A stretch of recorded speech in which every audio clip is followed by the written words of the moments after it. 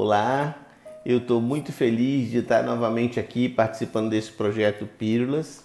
Desse momento em diante, a gente passa a ler o livro Caminho, Verdade e Vida. Essa é uma edição mais antiga que eu tenho aqui. A edição mais nova tem uma capa verde e a gente vai continuar, não é? Como a gente sempre faz, fazendo a leitura e os comentários do texto. Antes da gente começar a leitura, eu gostaria de fazer uma pequena prece, solicitando o amparo do alto, para que a gente possa realizar um bom trabalho, para que a gente possa compreender o texto que vai ser lido e, na medida do possível, conseguir colocar em prática em nossas vidas. Que o Mestre Jesus possa nos amparar e vamos em frente. Que assim seja. Muito bem. O capítulo que me cabe hoje é o capítulo 2, Segue-me tu. Disse Jesus: se eu quero que ele fique até que eu venha, que te importa a ti? Segue-me tu. Isso está em João 21, versículo 22. Essa é uma passagem onde Pedro estava questionando Jesus por que ele ainda mantinha Judas no grupo de apóstolos, né? Se não seria legal Jesus mandar ele embora. Enfim, é parecido com aquela família que tem 3 adolescentes em casa, aí a mãe fala assim: fulano, vai lavar a louça. Eu não, por que você não pede para o fulano? Por que você não pede para o ciclano? É uma coisa assim, olha, o que você tem com isso? Se eu quero que ele fique aqui até eu voltar, você não tem nada com isso. Segue-me, simplesmente siga-me. É o recado que Jesus dá, não é? Aí o texto diz assim: nas comunidades de trabalho cristão, muitas vezes observamos companheiros altamente preocupados com a tarefa conferida a outros irmãos de luta. É justo examinar, entretanto, como se elevaria o mundo se cada homem cuidasse da sua parte nos deveres comuns com perfeição e sinceridade. Então, é uma coisa assim, não é? Muitas vezes as pessoas se ocupam olhando a tarefa dos outros, não é? Ao invés de se concentrar na sua tarefa. E ele diz que o mundo seria muito melhor, o mundo se elevaria se cada homem cuidasse da sua parte, não é? Seguindo o texto, algum de nossos amigos foi convocado para obrigações diferentes? Confortemo-lo com a legítima compreensão. Às vezes surge um deles modificado ao nosso olhar. Há cooperadores que o acusam. Muitos o consideram portador de perigosas tentações. Movimentam-se comentários e julgamentos à pressa. Quem penetrará, porém, o campo das causas?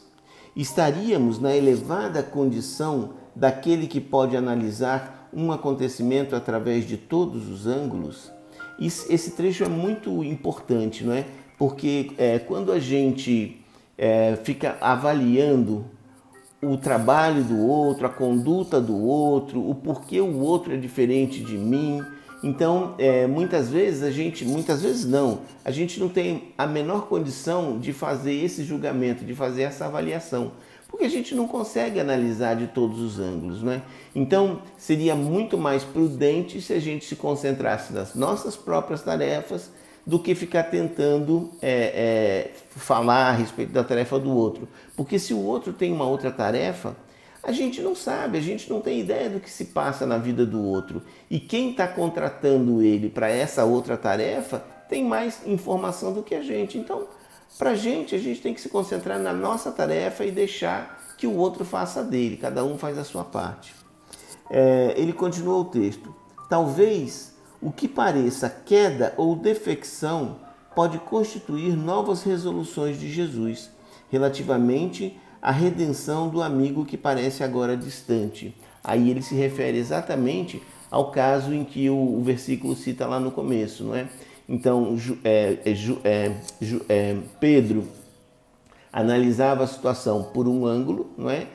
E na avaliação dele, como Judas já tinha feito algumas coisas que, aos olhos do Pedro, não eram certas, não é? Pedro achou que, puxa vida, mas por que você mantém, falando para Jesus, né? Mantém essa pessoa aqui no nosso grupo, né? Se ele já causou algum prejuízo, se ele já fez alguma coisa errada. Só que Jesus tinha uma visão muito mais ampla, né, de tudo o que estava acontecendo. E tudo o que aconteceu são desígnios de Deus, né? Eu prefiro, aí alguém poderia dizer assim, mas se Jesus tivesse ouvido Pedro e tivesse tirado Lucas do grupo, tirado Judas, perdão, do grupo, talvez ele não tivesse sido traído, talvez ele não tivesse sido crucificado. Eu prefiro acreditar que nenhuma folha cai de uma árvore sem a permissão e o conhecimento de Deus. Então, quem somos nós para julgar se o Cristo deveria ou não ser traído, deveria ou não ser crucificado naquele momento, não é? Será que a gente teria a capacidade de escrever uma história diferente? Não é? Isso é um pouco de pretensão. Acho que a gente devia baixar um pouco a bola e entender que a gente é muito pequeno diante de toda a imensidão, diante de todos os desígnios de Deus, né? E aí ele segue o texto. O bom pastor permanece vigilante. Prometeu que as ovelhas que o Pai lhe confiou, nenhuma se perderá. Então, olha aqui, Deus já tinha prometido, né, que nenhuma ovelha se perderá. E essa é uma analogia, uma figura de linguagem, né? Nós somos o rebanho de Deus, né? E nenhum de nós se perderá, nenhuma ovelha se perderá desse rebanho, né? Então, cada um de nós tem um momento, uma fase de desenvolvimento, um ritmo de evolução. E não cabe a nenhum de nós julgar se aquele ou esse ritmo é maior, é melhor, é mais adequado ou não. E a gente pode ter a segurança, a crença de que qualquer que seja o caminho, por mais tortuoso que seja, nenhum de nós será deixado para trás. Nesse padrão de conhecimento e atitude, há sempre muito trabalho nobre a realizar. Se um irmão parece desviado dos teus olhos mortais, faze o possível para ouvir as palavras de Jesus ao pescador de Cafarnaum. Que te importa a ti? Segue-me tu. Né? Então essa é a lição de hoje, o capítulo de hoje, e a gente fica por aqui. Eu gostaria de fazer uma pequena prece em agradecimento à possibilidade de estarmos assistindo esse material, de estarmos debatendo, de estarmos comentando a respeito desse texto, porque isso é de grande importância para a nossa vida, para a nossa evolução. Então eu queria agradecer ao Mestre Jesus, aos nossos anjos guardiães, e que a gente possa, a partir desse texto, a partir do entendimento desse texto, tentar colocar esses ensinamentos em prática na nossa vida. Que assim seja. Gente, para mim foi um grande prazer e encontro com vocês na próxima Pílulas de Caminho, Verdade e Vida dessa vez. Um abraço. Tchau.